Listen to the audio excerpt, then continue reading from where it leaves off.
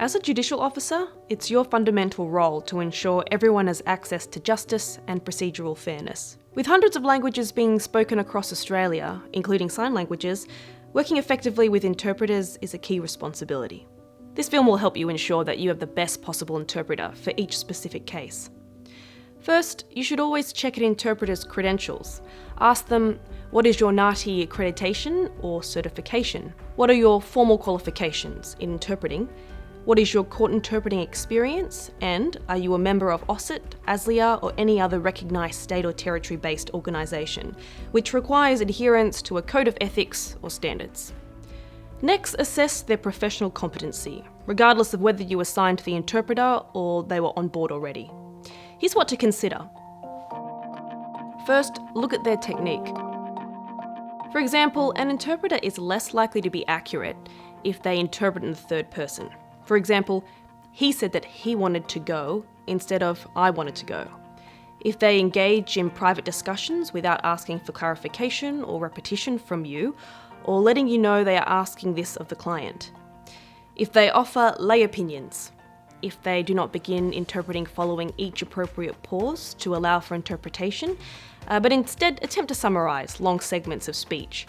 Or if they don't take notes during long periods of speaking. Secondly, assess their English proficiency.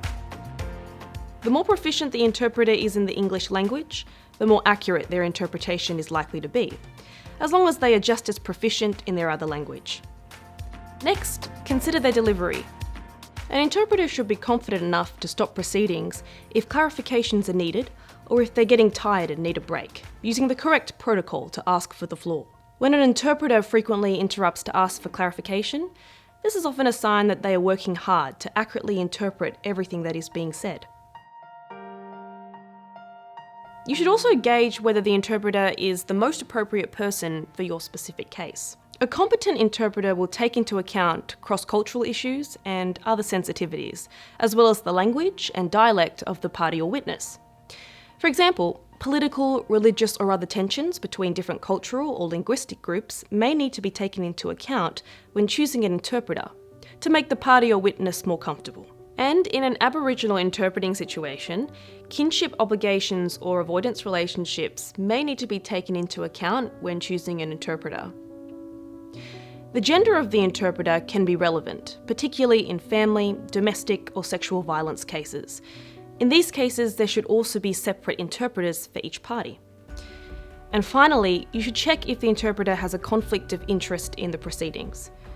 If it becomes apparent at any stage of the proceedings that the interpreter is not appropriate, as a judicial officer, it is your responsibility to raise the matter immediately. You may need to consider an adjournment while you find a more suitable interpreter or determine another acceptable strategy. Interpreters are essential for enabling a party or witness with limited English proficiency to have access to justice and procedural fairness in the court and tribunal system. Following these steps is a great start and can help you as a judicial officer ensure you have the right interpreter for each case. We also recommend you refer to the recommended standards for working with interpreters in courts and tribunals for extensive information on the role of the interpreter.